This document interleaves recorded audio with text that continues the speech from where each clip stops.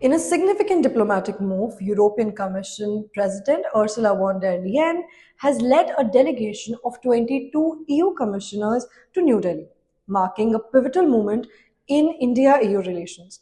This visit comes at a time when the European Union is seeking to bolster its global influence, particularly in the face of rising tensions with the US and rising economic stagnation.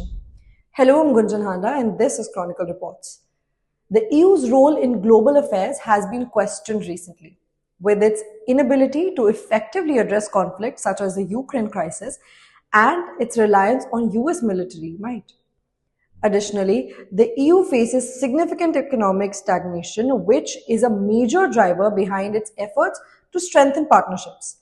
The EU's economic stagnation is a pressing concern with slow growth and high inflation affecting its global economic standing.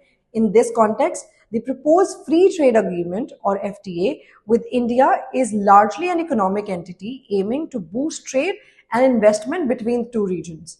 During the visit, discussions centered on enhancing trade and investment relations, including a push for comprehensive FTA by the end of 2025. Both sides aim to boost cooperation in areas such as artificial intelligence, green hydrogen, and defense.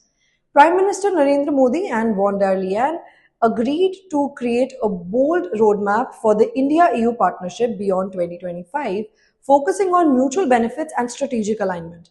This partnership is crucial for both sides as they navigate complex geopolitical landscapes. As the EU seeks to redeem its global standing, its partnership with India represents a significant opportunity to demonstrate its relevance in trade and technology. Stay tuned with the Asian Chronicle for more global coverage.